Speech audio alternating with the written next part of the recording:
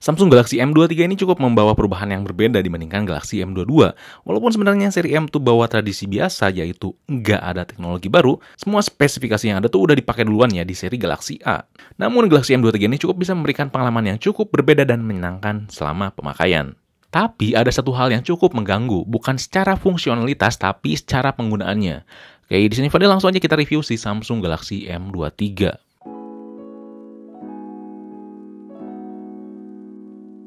Yang pertama, fisik yang biasa aja. Urusan fisik nggak ada spesial di Galaxy M23 ini. Nggak ada rating IP, tampak depan masih poni, ya standar lah. Layout kamera untungnya agak jadi penyelamat, lumayan enak buat dilihat. Finishing yang dikasih tuh dikasih sentuhan doff, namun agak licin, jadi saya nganjurin pakai casing aja. Gripnya standar, bobotnya juga udah pas, namun untuk dimensinya masih kerasa gede buat tangan saya.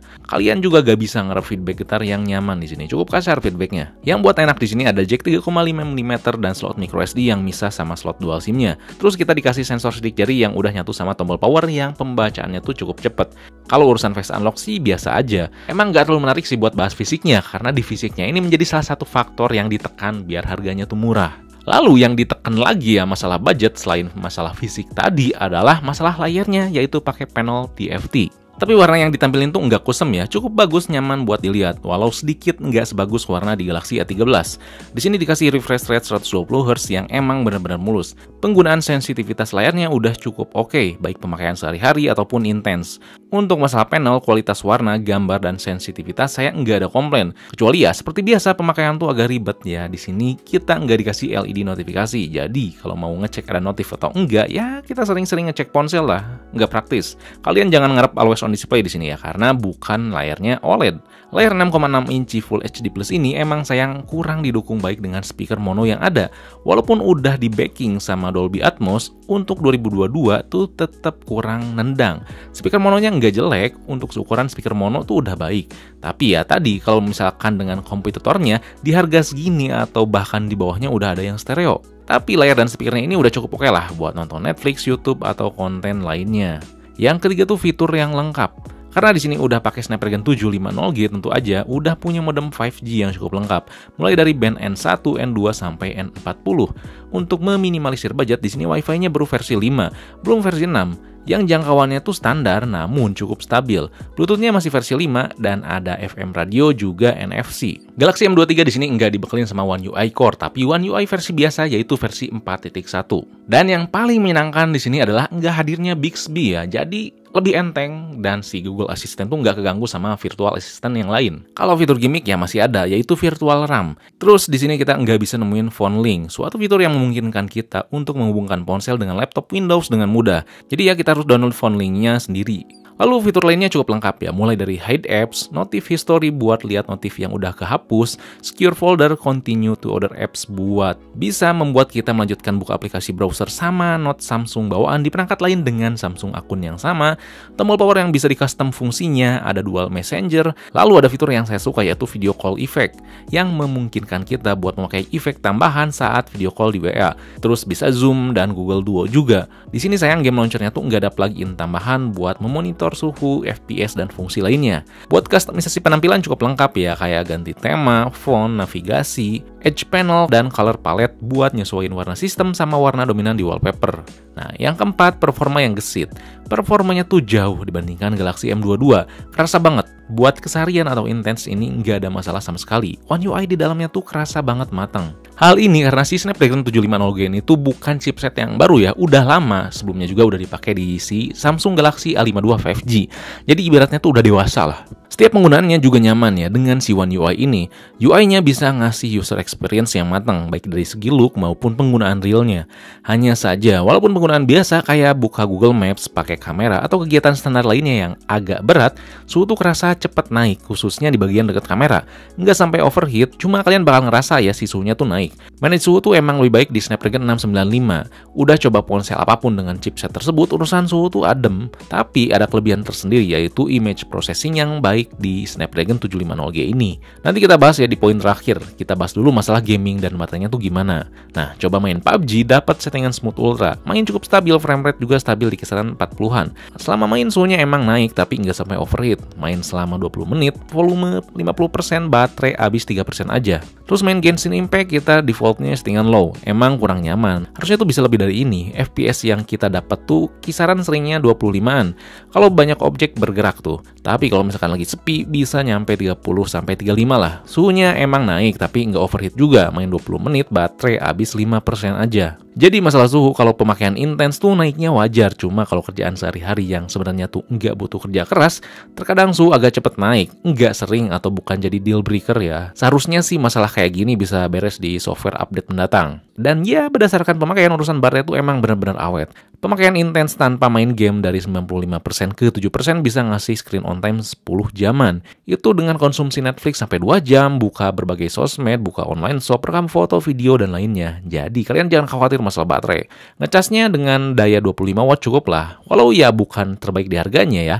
Dengan kapasitas goceng dari 5% ke 95% makan waktu 1 jam 16 menit. Kalau Galaxy seri A33, A53, dan A73 kita nggak dikasih charger tapi dikasih benefit berupa update software sampai 4 kali. Tapi di ponsel ini nggak ada kejelasan sih masalah update softwarenya. Apakah akan naik sampai 3 kali atau masih kayak yang lainnya cuman 2 kali aja. Kalau misalkan nggak ada info lebih lanjut dari Samsung berarti ya cuman standar 2 kali aja. Yang terakhir, kamera cukup di luar ekspektasi. Di sektor kamera sayang masih ada fitur Fun Mode. Berat banget emang kerja si kamera. Saya harap Samsung dengar keluhan saya dengan ngilangin fitur Fun Mode ini. Cukup jadi DLC aja lah. Kalau mau pakai kita harus download dulu. Nggak ada default kayak gini. Mode Pro-nya cukup lengkap ya buat ngatur ISO, shutter speed, EV, focus peaking, tapi nggak ada mode RAW. Fitur single tag yang saya suka juga ada ya, kepake banget buat lagi buru-buru, namun dengan sekali tag butuh beberapa momen dan efek tertentu.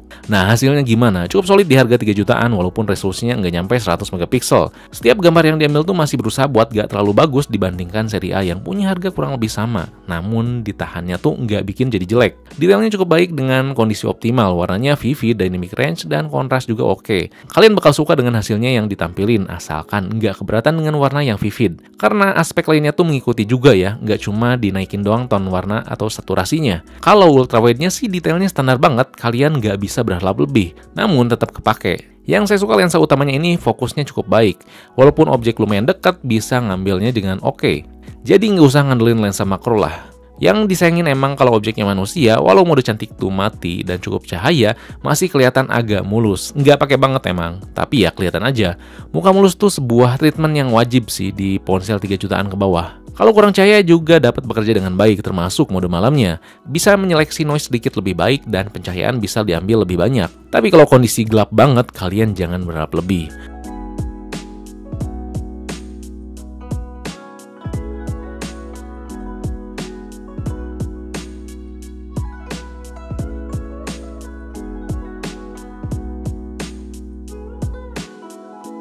Untuk urusan selfie-nya walaupun cuma 8 megapiksel udah cukup baik. Kalian gak akan ngenotis ini tuh 8 megapiksel ya, kecuali pas di digital zoom. Warna muka, detail, dan dynamic range-nya nggak kayak 8 megapiksel. Kalau pas malam kita bisa ngandelin layarnya yang bisa ngebantu buat jadi flashlight. Urusan video ini bisa nyampe 4K 30 fps. Sebuah resolusi yang nggak bisa didapetin buat ponsel-ponsel yang pakai Snapdragon 695. Hasilnya bagus terutama detailnya. Sesekali pas perekaman ada perubahan warna kalau kita bergerak cepet. Tapi nggak terlalu kelihatan. Kita juga masih bisa ngambil objek lumayan dekat dengan baik. Kalian bakal suka. Tentunya kalian nggak bisa berharap lebih ya ke urusan kestabilannya. Kalau pengen lebih stabil, kita bisa ngambil mode 1080p. Dan kita bisa pindah-pindah lensa ya antara ultrawide utama dan selfie waktu perekaman 1080p. Ini vendor lain jarang banget bisa kayak gini. Detailnya emang ya jadi kurang, namun fokus tetap cepet dan bisa ngambil objek yang dekat. Kamera depannya standar aja, cuma mentok di 1080p. Cukup baik terutama kestabilannya. Tapi terkadang kelihatan banget mode cantiknya tuh keterapin. Dan terkadang ya hilang juga. Misalkan di cukup cahaya kelihatan banget sih agak dimulusin. Dan kalau misalkan masalah kestabilan standar aja. Dan kalau misalkan ini si lensa depan agak di zoom ya, agak di crop gitu atas bawahnya biar lebih stabil pas jalan. Ya oke lah buat harga 3 jutaan. Oke, well done. So, apakah Samsung Galaxy M23 5G ini tuh worth it buat dibeli walaupun panelnya tuh nggak AMOLED kayak pendahulunya? Worth it banget, karena performa yang dikasih itu sesuai dengan apa yang dikorbankan.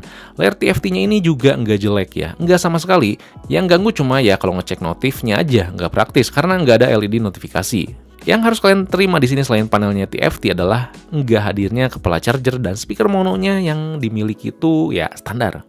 Ponsel ini cocok buat kalian yang nyari ponsel 3 jutaan dengan baterainya yang awet, tapi nggak lupain masalah fitur, performa, dan kameranya. Kalau kalian mempertimbangkan pengisian daya yang lebih cepat dan ada kepala charger, kalian bisa pilih Realme 9 Pro. Di Realme 9 Pro juga kalian bisa menikmati suhunya tuh lebih adem ya, dan sedikit lebih kenceng. Tapi kalian nggak bisa menikmati kamera yang solid yang ada di Galaxy M23. Dan kalau kalian tuh masih bimbang karena kebayang-bayang sama Samsung Galaxy M33 ya, karena pakai Exynos 1280, mending kalian stay keep ya di Samsung Galaxy M23 aja. Kalau kalian tuh penasaran banget ya sama si chipset Exynos 1280, kalian mending langsung loncat aja ke Samsung Galaxy A33. Di situ bakal ke explore lebih luas. 3 jutaan buat saya tuh udah pas ya di Samsung Galaxy M23. M33 tuh nanggung sih. Kecuali kalian tuh kekeh banget ya, pengen pokoknya baterai itu lebih awet ya, terus punya budgetnya kurang lebih 3 jutaan.